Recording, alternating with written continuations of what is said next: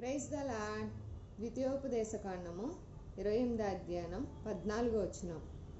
నేడు నేను నీకు ఆజ్ఞాపించుచున్న నీ దేవుడైన యెహోవా ఆజ్ఞలు విని వాటిని అనుసరించి గైకొని ఎడల యెహోవా నిన్ను తలగా నియమించును గాని తోకగా నియమింపడు. నీవు పైవాడివిగా ఉందువు కానీ క్రిందివాడుగా ఉండవు అని చెప్పేశాడండి. అంటే ఇంకా ఒక మాటలో చెప్పాలంటే దేవుడు డిక్లేర్ చేశాడు అంటాం ఈ వాగ్దానం. ఎందుకంటే ఇంకా ఎటువంటి డౌటు లేదు. నువ్వు పైవాడిగా ఉందువు కానీ కిందవాడిగా ఉండవు అని అంటే ఏంటి? తలగా నియమిస్తానని చెప్పేస్తున్నాడు. ఇంకా తోగ్గా ఉంచడంట మనల్ని. అసలు ఏ రకంగా తన బిడ్డల్ని ఎక్కడా కూడా ఎటువంటి విషయంలో కూడా తోగ్గా ఉంచకూడదని ఇంకా దేవుడు ఇంకా మన పట్ల గొప్పగా నిశ్చయిత కలిగి ఉన్నాడు. కాబట్టే ఎప్పుడది నీ దేవుడైన ఆజ్ఞలు విని వాటిని అనుసరించి గైకొని ఎడలా. చూసారండి, అంటే ఇక్కడ మన దేవుడైన యెహోవా ఆజ్ఞలు విని వాటిని అనుసరించినట్లయితే దేవుడు తప్పకుండా తన బిడ్డలుగా తలగా నియమిస్తానంటున్నాడు కానీ తోగ్గా నియమింపడు అంటున్నాడు. పై వారిగా ఉంచుతానంటున్నాడు కానీ కింద వారిగా ఉంచనంటున్నాడు.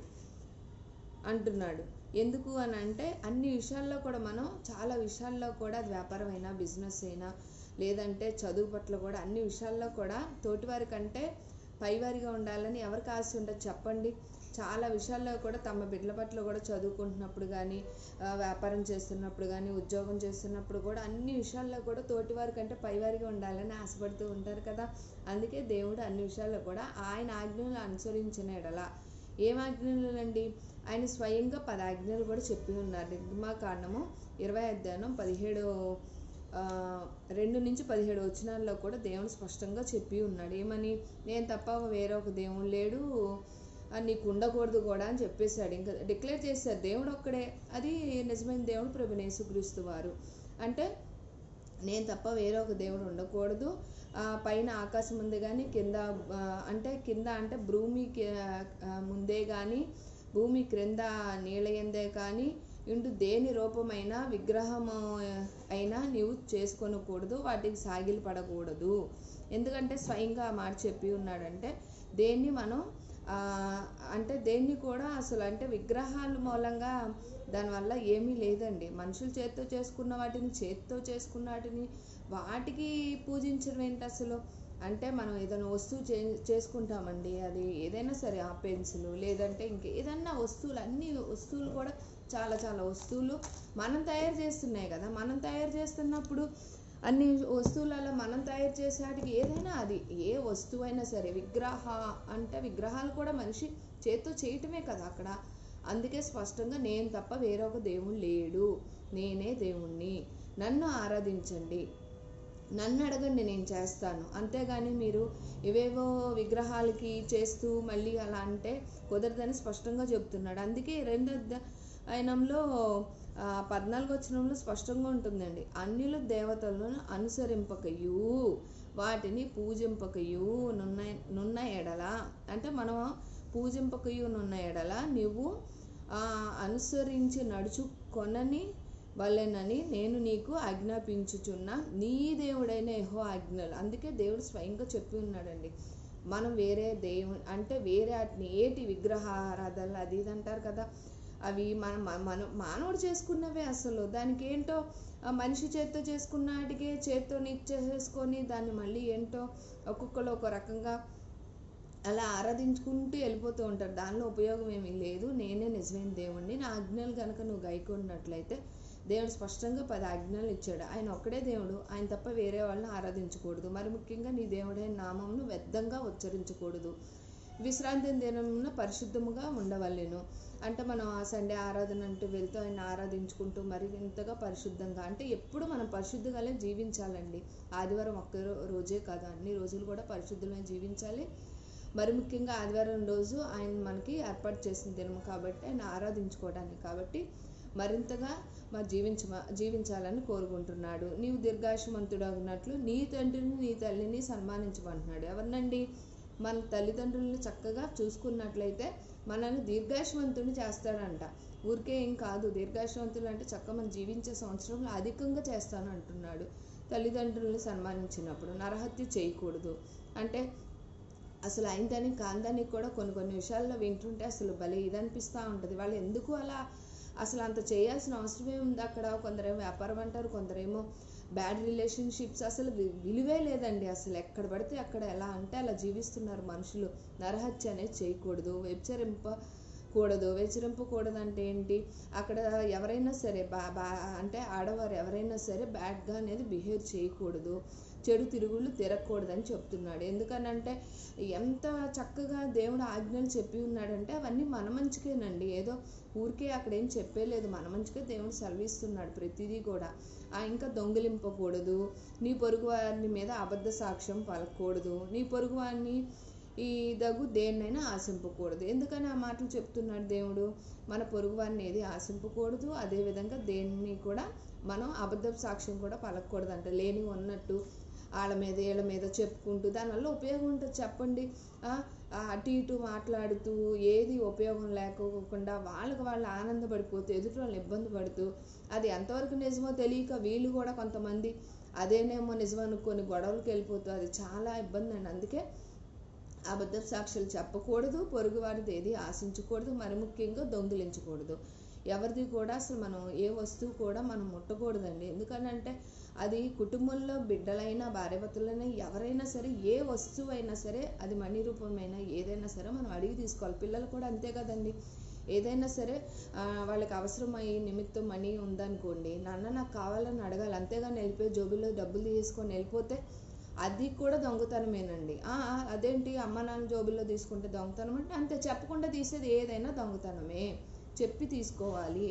మన కుటుంబంలో భార్యాభర్తలు అయినా భార్య అయినా భర్త అయినా ఇవ్వండి, నాకు దీనికి ఇది కావాలి ఇవ్వండి అని అడగాలి. అంతేగాని వాళ్ళు జోబుల్లో పెట్టేసి తీసేసేసుకొని నాకు హక్కు ఉంది అని అంటే ఉంది, భార్యగా ఎంతో హక్కు ఉంది, మొదటగా భార్యకి హక్కు ఉంది. కానీ మనం అడిగి తీసుకున్నట్లయితే అది దొంగతనం కాదు. అడగకుండా తీసుకుంది ఏదైనా దొంగతనమే. అందుకే దొంగిలింపకూడదు అంటున్నాడు. అది పిల్లలైనా భార్యాభర్తలైనా బయట మరి ముఖ్యంగా వ్యాపారం చేస్తున్నప్పుడు నమ్మకస్తుగా ఎంతో నమ్మకంగా కూర్చోబెడతారు కదండి. గళ్ళ పెట్టి అంటారు, లేదంటే క్యాష్ కౌంటర్ అంటారు, ఇలా చాలా సందర్భాల్లో కదా. అలాంటప్పుడు యజమానికి కూడా నమ్మకంగా జీవించాలి, దొంగిలించకూడదు. దొంగిలిస్తే అక్కడ ఇంకేముందండి, అది చాలా తప్పు. మరి ముఖ్యంగా ఇంకా పొరుగు వాళ్ళ మీద అబద్ధాలు చెప్పకూడదు, ఇంకా ఎవరిది ఆశింపకూడదు అని అంటే నీది కాంది అసలు నువ్వు అసలు ఆశించకూడదు. అసలు మనకున్న దానిలోనే ఇచ్చినప్పుడు దేవుడు అడగొద్దు అంటున్నాడు. ఇంకా ఎదుటి వాళ్ళు మనం ఎందుకు ఆశించడం? మన కష్టార్జితం మనం ఫలింపు చేయమని దేవుడు లేఖనాలు ఎన్నో మనకి ఇచ్చి ఉన్నాడండి. కీర్తన గ్రంథం 108:2 చక్కగా ఇచ్చి ఉన్నాడు. ద్వితీయోపదేశకాండంలో ఇందులో కూడా నువ్వు అనేక జనులకు అప్పు ఇచ్చేది కానీ అప్పు చేయమని కూడా మాట్లాడి ఉన్నాడండి.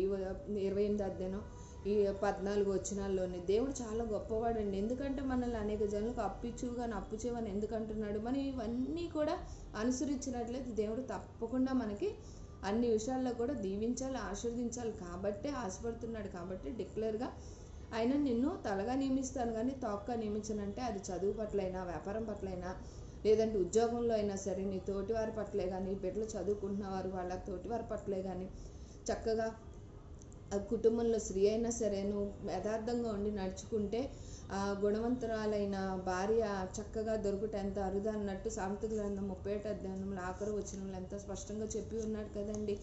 ఎంతో గొప్ప ధన్యత ఆడవారికి దేవుడు ఎన్నో లేఖనాల్లో పొందపరిచాడండి. జ్ఞానవంతురాలు తన ఇల్లు కట్టుకును అని మనకే స్పష్టంగా ఆడవారికి మరి ముఖ్యంగా దేవుడు ఇచ్చి ఉన్నారు. దాన్ని ఎవరు ఎటువంటి విధంగా కూడా పాడు చేయకోకుండా చెడు తీరులు తిరక్కోకుండా మరింతగా నమ్మకంతో కుటుంబంలో జీవిస్తున్నప్పుడు బయటైనా సరే ఎక్కడైనా సరే స్త్రీ కొనియాడబడుతుందండి. ఎందుకనంటే స్పష్టంగా అందం మోసకరము, సౌందర్యం వ్యర్థము, యెహోవాయందు భయభక్తి గల స్త్రీ కొనియాడబడినంట. చూసారండి, అంటే మనం ఏ రకంగా ఉన్నా సరే ఆడవారు నమ్మకంగా జీవించాలి. అందుకే చెడు తిరుగుళ్ళు తిరగకూడదనంటే పాత నిబంధనలలో కూడా చాలా కొత్త నిబంధనలు ఉన్న దేవుడు క్షమించి ఉన్నాడు.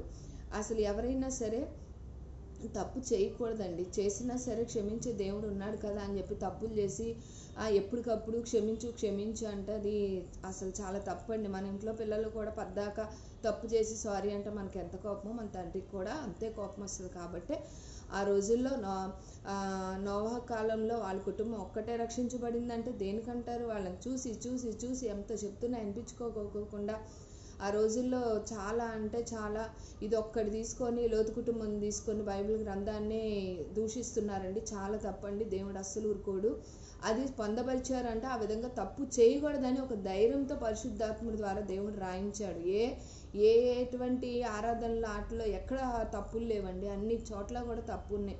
నా దేవుడు నిజమైన దేవుడు కాబట్టే అలా జీవించడం తప్పు, యథార్థంగా జీవించాలని చెప్పి ఉన్నాడు కాబట్టే ఆది కాండం నుంచి ప్రకటన గ్రంథం వరకు ఉన్నది ఉన్నట్లు రాయించాడు. కానీ లేనిది ఉన్నట్లు ఉన్నది లేనట్టుగా నా దేవుడు అసలు ఎక్కడా కూడా పొందుపరచలేదు. అందుకే ఆయన మాట ఎప్పుడూ కూడా నెరవేరే విధంగానే బైబిల్ లేఖనాంశాల్లో పొందపరచడం జరిగింది. అందుకే మరి ముఖ్యంగా ఆయన మనం ఆరాధించే వారముగా ఉండినప్పుడు మరి అందుకే నీ దేవుడైన యెహోవాను నువ్వు కనుక ఆశ్రయించినట్లయితే తప్పకుండా నేను తలగా నియమిస్తాను కానీ తక్కువ నియమించినాను. ఎందుకంటే 10 ఆజ్ఞలను అనుసరించాలి.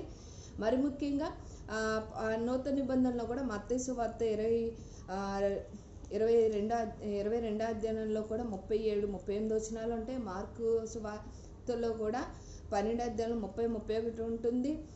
మళ్ళీ మరి ముఖ్యంగా పాత నిబంధన లేవికాండంలో 19వ అధ్యాయం 18వ వచనంలో కూడా నిన్ను వల్ల నీ పొరుగువాన్ని ప్రేమించమని దేవుడు ఎప్పుడు చెప్తూనే ఉన్నాడు. ఈ వాక్యానుసారంగా ప్రతి ఒక్కరం కూడా దేవుని ఆజ్ఞలు గైకొన్నట్లయితే అన్నిటి పట్ల 1, 2 కాదు, ఎవరు ఎటువంటి అంటే పరిస్థితులు అంటే ఉద్యోగమా, వ్యాపారమా, లేదంటే బిడ్డల చదువులా, లేదంటే ఎవరైనా హై స్టడీస్ కానీ, లేదంటే విదేశాలకు వెళ్ళటమే కానీ, ఇంకా అతి ముఖ్యంగా అన్ని విషయాల్లో కూడా ముందుకు రాణించాలి, నేనే ఫస్ట్ ఉండాలని ఎవరైతే ఆశపడుతున్నారో అందరి పట్ల కూడా దేవుడు ఆయన ఆజ్ఞలు అనుసరించి తల్లిదండ్రులను సన్మానిస్తూ దొంగతనం చేయకుండా, అబద్ధాలు ఆడకుండా, పొరుగువాన్ని ఎటువంటి దోషాలు అబద్ధాలు చెప్పుకోకుండా జీవించినట్లయితే ప్రతి ఒక్కరి పట్ల కూడా దేవుడు తన బిడ్డను తలగా నియమిస్తానని సెలవిస్తున్నాడు.